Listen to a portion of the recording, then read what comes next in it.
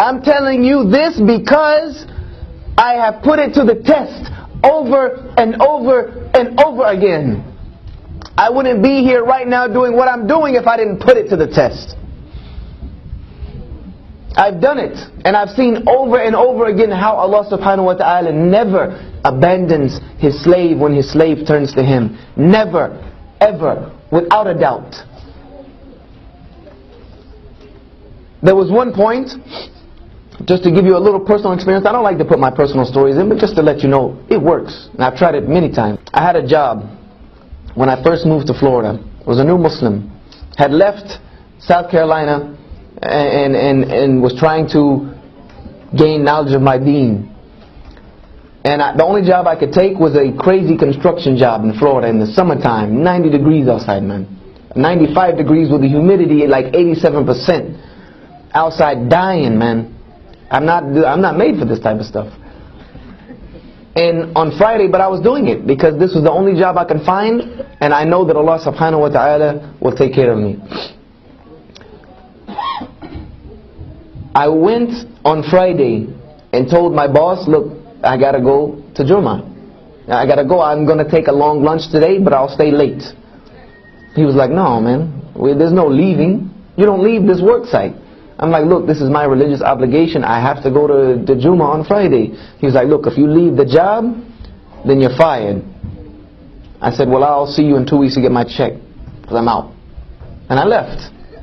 I just left. And I said to myself, Hasbunallah wa ni'mal wakeel.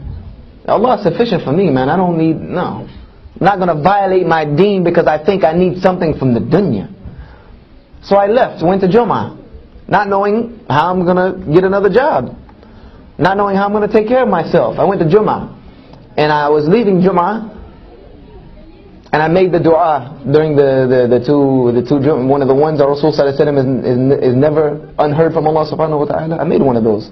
So Ya Allah, my welfare is in your hands. I walked outside of Jummah. And there was a brother who had just come from Philistine. A sheikh from Philistine. One of the most knowledgeable brothers I've ever met in my entire existence. And he came from Philistine, and he owned a pizza shop in Al-Quds in Jerusalem.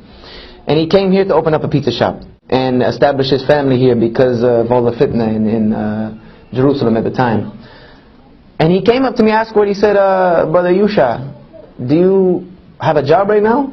I said, actually no, I just quit today. He said, well, I need somebody to work for me.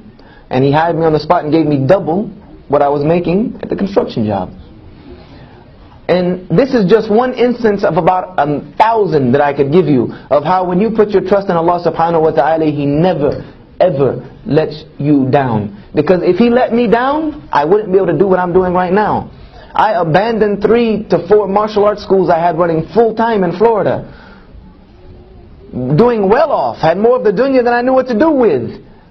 And left it, knowing that this is what Allah subhanahu wa ta'ala had for me to do. This was for me to do. I knew this was my calling. I needed to tell these people about Islam, that I'm in this country that I'm from. And Allah subhanahu wa ta'ala has never had me to worry about anything, ever. Alhamdulillahi Rabbil Alameen.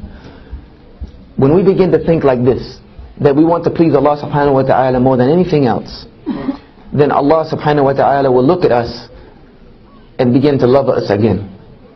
He'll begin to love us again. And when He begins to love us again, our Rasul sallallahu alaihi wasallam said that the Muslim does good actions so much until Allah loves him. And then when Allah loves him, He will tell the angels nearest to him, I love so and so, so you love them. And those angels will communicate that down to all of creation until the entire creation begins to love this person. This was what our Rasul sallallahu alaihi wasallam had. This is what the Sahaba had, and this is why the whole world was given to them. Because the creation loved them. Because even the non-Muslims, whose countries they conquered, loved them so much that when they decided to leave and try to hand the governorship back over to the people would beg them to stay and adopt the deen of their conquerors in mass, until the entire world was willingly under La ilaha illallah Muhammad Rasulullah. Because these Muslims put their priorities in place. Allah came first, everything else came second. My job came second, the dunya comes second, the family comes second, your children come second. Your wife, your husband comes second.